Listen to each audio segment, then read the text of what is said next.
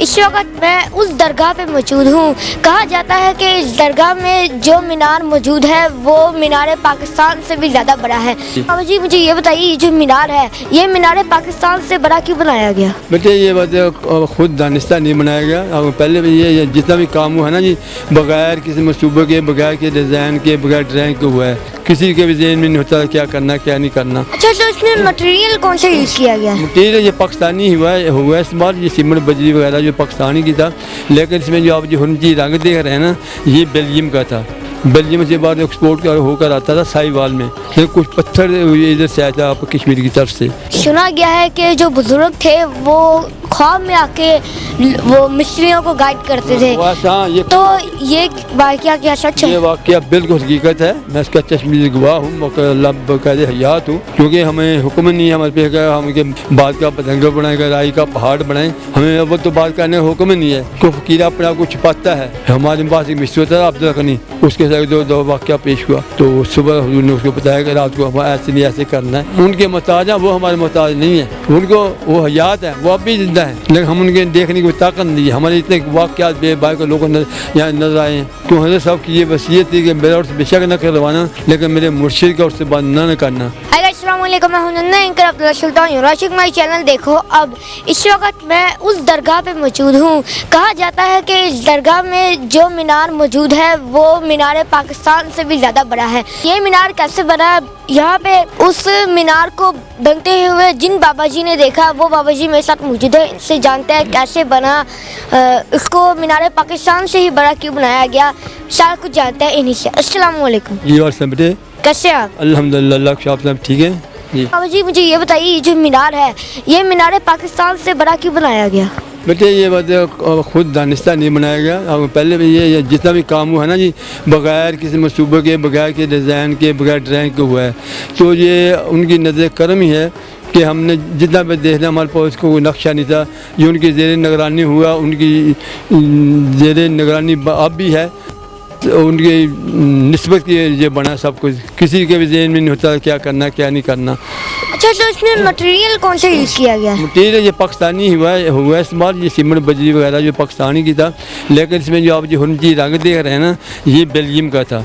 Belgium سے بعد export ہو کر آتا تھا سائی وال میں، تو دلی اپنا ہارڈ ویئر کی دکان تھی، وہ ان کے پاس ملتا تھا، تو یہ بیلجیم کا جو ہنچی رنگ ہے یہ وہاں سے آیا، لیکن کچھ پتھر ادھر سے آیا تھا آپ کشمیر کی طرف سے۔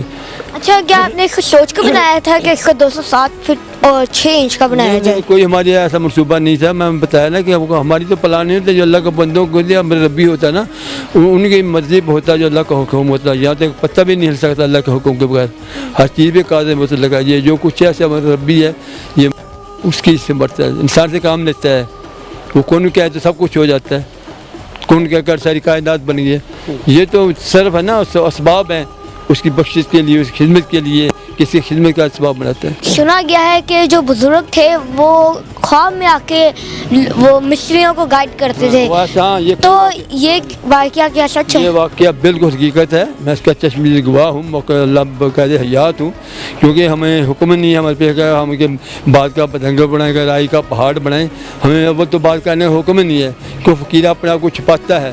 اچھا تو وہ خواب میں آتے کیسے تھے؟ وہ خواب میں بھول جاتا ہے انسان، تو خواب میں انتظار کرتے تھے آپ نے ایسے نہیں ایسے کرنا کام۔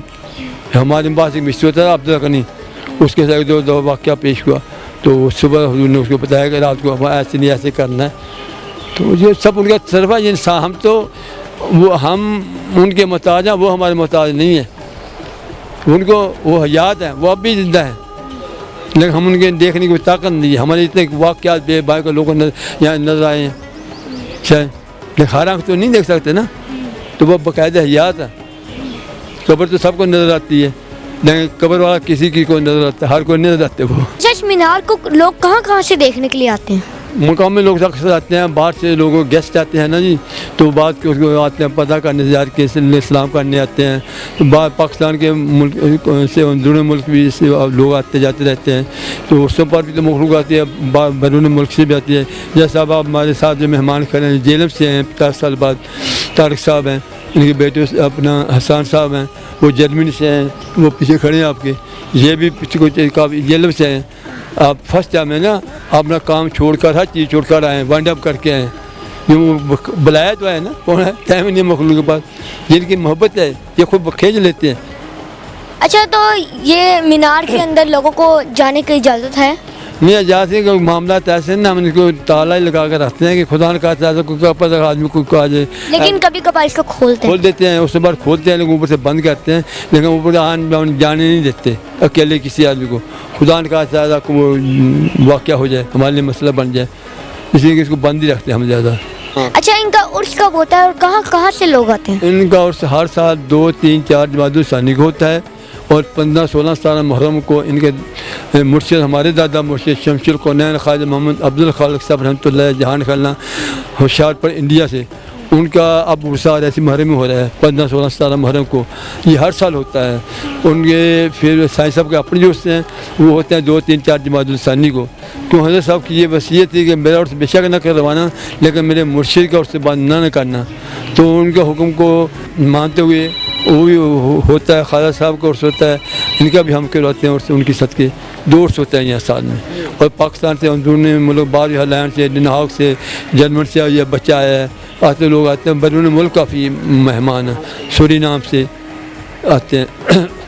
جی ناظرین, جیسا کہ آپ نے بابا جی کی گفتگو سنی, انہوں نے کافی اچھا پیغام دیا. آپ بھی یہاں پہ آئیں, یہاں کا وزٹ کریں, ان کے عرس پر بھی آئیں اور اپنی قیمتی رائے کا اظہار کیجیے کہ آپ کو بابا جی کی گفتگو کیسی لگی. اسی کے ساتھ اپنے میزبان عبداللہ کو جی اجازت دیکھتے رہیے دیکھو اب.